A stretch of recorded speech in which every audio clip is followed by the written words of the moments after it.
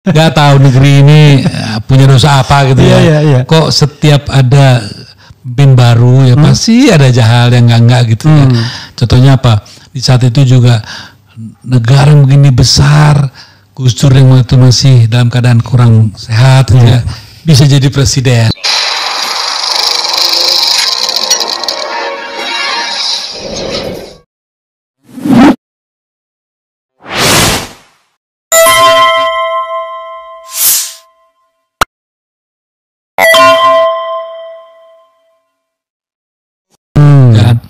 Lalu orang yang maaf aja yang ya menurut saya sih pengalamannya harusnya belum mencukupi gitu ya.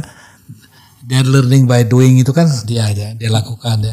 Tapi pada saat jadi presiden pertama kan kayak Pratikno, kan Anda juga jadi staf susnya. Iya 4 bulan kan? 4 bulan. Iya banyak blundernya kan kayak gitu. Saya juga membantu dia supaya gitu ya. Tapi ya sudahlah. Menurut saya gini, jangan kita itu menempatkan seseorang ngelihatnya hanya dari sekarang. Harus ada dong kelihatannya ya. Track recordnya bisa dilihat. Kalau saya dari pertama saya tuh nggak yakin gitu loh. Itu bisa tanyakan oleh Mbak Mega terhadap Jokowi. Iya, saya nggak yakin. Karena apa? Karena menurut saya karena juga belajar masalah acting segala gitu kan. Saya lihat ada hal-hal yang tulus, yang tidak apa kan bisa terbaca dengan baik gitu kan. Dan saya tanyakan kepada Pak orang dekat saya, cara saya menyelidikin orang kan tidak langsung gitu aja. Saya selidikin ininya apa, orang pegawai dekat-dekatnya, teman dekatnya, semua saya sudah rekord semua. Sehingga saya bilang sama Mbak Mega, please be careful gitu. Dan hari pertama aja dia sudah lonely ya. Waktu dia memberikan kekuasaan itu kan jam 7 pagi yang 2014 itu kan. Wah semua pada kumpul di Kebagusan. Baru jam 8 aja semua udah kosong. Yang tinggal anak saya, terus apa itu, si Rini sama Kapolri yang dulu tuh, sama orang Banten tuh ya. Mana yang lain, semuanya udah ngiriin Jokowi. jadi memang. Dan itu khas Indonesia kan. Sekarang aja orang pada mau merapat-rapat ke Prabowo semua. Oh, Dasko aja luar biasa ini kan. Saya kasihan, makanya saya bilang sama Dasko, mudah-mudahan I congratulate, saya bilang ini cuman ya be careful aja gitu ya. Ya saya bilang apalagi kalau orangnya masih muda, masih ganteng, masih apa, itu godanya lebih banyak lagi. Iyalah. Jadi kaya, berkuasa, gagah, ganteng, bahaya itu. Itu. Mas Eros, ini terakhir ya, cuma trivia pertanyaan ringan. SBY atau Mega? Untuk apa? Milih aja. Preferensi SBY atau Mega dalam konteks apa? Dalam konteks pribadi Mas Eros, in general. Itu bukan satu pilihan yang harus saya nyatakan. Oh. Karena saya dengar Luhut mau dia. Luhut ditanya gini, Jokowi atau Mega? Ya Jokowi lah, kan ini kan bos saya. Tapi begitu Jokowi atau Gus Dur. Gus Dur. Oke Mas Eros nggak mau begitu. Ini Mas Eros, kalau film udah berapa bikin? Sebetulnya saya di belakang layar ya sebagai apa ya, untuk memberikan masukan teknik segala gitu di teater populer sering lah ya. Dan belajar di situ sekaligus menjadi mentor juga pada akhirnya gitu kan. Tapi kalau film sesungguhnya itu ya baru Cut Nyadin. Oh, yang jadi director itu baru Cut Nyadin, yang director, dan itulah makanya hebat. Bayangkan ini pada waktu itu memang saya ragu-ragu tadi mengatakan, saya takut salah. Jadi baru pertama bikin film langsung kolosal, pemainnya juga luar biasa. Dulu waktu itu saya pernah membaca artikel sampai kemudian Christine Hakim disandingkan dengan Meryl Streep gitu ya. Wah ini apa? Gini Umar. Anda percaya apa enggak ya? Makanya saya tuh nggak pernah bilang bahwa Cut Nyadin partai berlalu menghadiri dibilang legend begini. Saya diam-diam aja. Gini, ini sejujurnya ya. Orang boleh nggak percaya, boleh nggak. Memang saya bukan kiai gitu. Orang yang sangat beragama bagus gitu ya. Enggak. Cuma satu heran itu. Saya kalau ada gitu saya cuma minta satu yang di atas. Makanya bos saya kan yang di atas. Iya. Dan itu kekuatan itu datang. Dan saya gunakan use me gitu. God use me gitu. Saya selalu itu. Makanya waktu kenapa saya masalah badai berlalu dicolong begini begitu diem aja gitu. Karena sebenarnya saya tuh tidak mau begitu juga famous yang diberikan oleh Cut Nyaden, sangat biasa-biasa aja. Di rumah saya tuh nggak ada tuh citra satu pun saya simpen gitu kan. Karena apa? Kayak menurut saya nggak mungkin sih. Saya umur saya waktu 2026 ya. Dengan kata-kata yang segitu nggak mungkin kalau nggak dikasih dari di atas itu ya. Jadi seorang persiapan enggak gitu. Kecuali Anda salah ya memilih Tuhan. Kalau saya minta apa aja insya Allah dikasih gitu, insya Allah ya. Artinya waktu itu semua orang bilang di Aceh pun ya setiap yang minta pasti mati. Nggak pernah bisa bikin film itu. Ya saya minta sama Tuhan ternyata diberikan. Saya nggak pernah yang namanya jadi pamret itu, nggak pernah. Tapi the power ya I ask him ya use me gitu kan. Dan terjadi. Jadi kalau saya sekarang suruh ulangin lagi nggak ngerti caranya gimana. Ini kan ternyata jadi kayak tiban gitu ya. Nah, sehingga kadang-kadang saya sering malu sendiri. Saya datang ke sana dikira orang jago musik, saya malu gitu kan. Nah kalau saya merendahkan diri bilang katanya, wah tuh merendahkan diri biar meninggikan mutu loh. Kayak gitu, kenyataannya begitu. Makanya saya nggak berani sombong. Kalau saya sombong saya takut nanti yang di atas. Oh gitu ya, oke. Udah sekian aja buat kamu kan itu.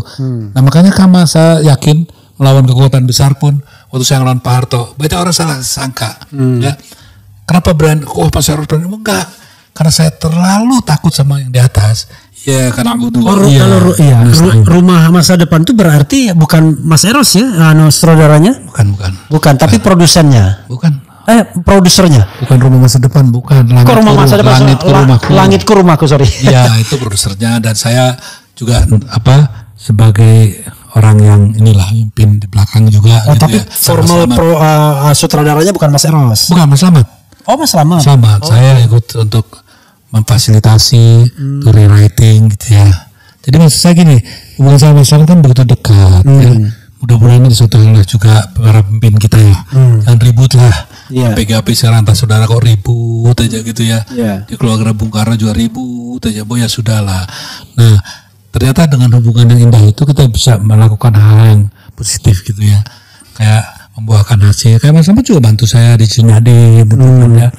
Bantu saya di waktu bikin badai walaupun tidak secara langsung tapi kan cerita gimana kita ngobrol, kita sehingga saya kok merasa ya bahwa saya dikasih apapun tugas apapun saya yakin aja gitu karena saya tahu saya punya sahabat yang luar biasa nih, teman yang luar biasa.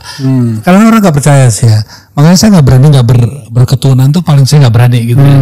Kalau agama mungkin masih bisa perdebatkan, tapi berketurunan buat saya mutlak gitu ya. Karena itulah satu-satunya yang sampai hari ini membuat saya mengambil sikap yang menurut saya benar dan kalau saya berani dibilang orang berani Pak Harto, apa yang berani Pak Harto? Enggak, karena saya terlalu cinta Indonesia dan karena takut sama yang di atas, makanya saya berani gitu. Kalau lagu berapa Mas yang diciptakan?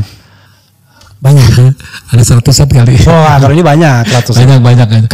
Cuman kan saya. Tapi Mas Eros, tapi kayaknya ada lagu Chrisye yang Merpati Putih. Merpati Putih Mas Eros kan? Iya. Jadi gini lah, seluruh lagu yang saya sama Yogi itu pasti saya liriknya. Ya, pasti saya juga dominan 70% lagunya. Sama Yogi Esprayo Yogi Suryo Prayogo ya. Itu kalau bertiga itu pasti gitu. Sama siapapun saya pasti yang dominan. Liriknya tuh saya pasti.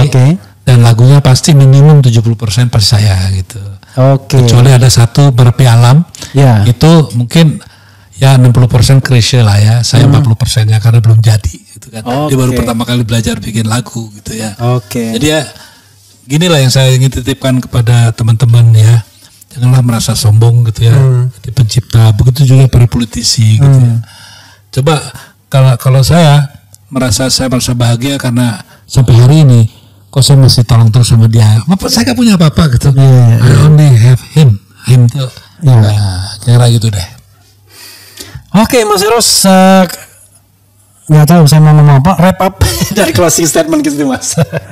Closing statement Mas. Ya saya sih buat saya ini satu situasi di mana yang hilang itu harapan. Ya, harapan itulah yang sebetulnya sedang hilang di komunitas bangsa kita. Ya, maka berpikir ke depan cobalah bangunkan dan tumbuhkan harapan itu dengan kerja nyata gitu ya. Dan menurut saya ya jangan juga ya, contohnya Pak Jokowi minta maaf ya. Oh kalau saya pribadi saya maafin kok, saya maafin. Tapi nah dalam konteks pertanggungjawaban sebagai kepala negara dengan beberapa keputusan politik dan langkah-langkah politik yang diambil, kan nggak mungkin saya bisa memaafkan begitu aja gitu kan. Emang siapa saya? Harus ada pertanggungjawabannya. Saya minta juga tolong pikirkan kembali gitu ya, masalah contohnya apakah layak ya, seperti PIK 2 yang sudah begitu udah punya siapa itu ya, dan juga BSD gitu diberikan apa saat PSN ya, PSN yang menurut saya perlu dipikirkan kita bersama. Mudah-mudahan Pak Prabowo bisa mengambil keputusan lebih bijak. Menganulir itu bukan tindakan yang sifatnya mengkhianati, tapi justru menyelamatkan bisa juga, apalagi masalah IKN gitu ya. Jadi masih banyak lah. Tolong mudah-mudahan memeriksa kembali ya pelaksanaan pasal 33 Undang-Undang 45 ayat 2 ayat 3 ya. Kepada siapa itu diberikan, tolong itu nanti kalau Mas Prabowo jadi presiden ya, menjadi perhatian khusus sehingga bangsa ini mengalami satu shifting ya kekuatan di wilayah ekonomi yang pasti terjadi kalau itu dipersoalkan. Seharusnya itu yang paling penting saya titipkan, dan mudah-mudahan kita tetap sudahlah, tidak usah lagi kita cengeng gitu. Apapun yang dilakukan oleh mereka, satu kita harus tetap bahwa komitmen kita untuk tetap berpegang pada pendirian kita di saat reformasi. KKN itu mutlak, tidak perlu kita bela lagi gitu ya. Dan demokrasi harus kita jaga sebagaimana harapan kita bersama di 98 bahkan tahun 45. Itu aja titipan saya. Ya, saudara sekalian, cari a common language itu sebenarnya dua itu aja, demokrasi dan anti korupsi. Yang lainnya bisa kita diskusikan. Tapi kalau ini sudah cocok, maka mudah-mudahan apapun kita dimanapun, itu kita tetap tidak lost arahnya. Wassalamualaikum warahmatullahi wabarakatuh. Waalaikumsalam warahmatullahi wabarakatuh.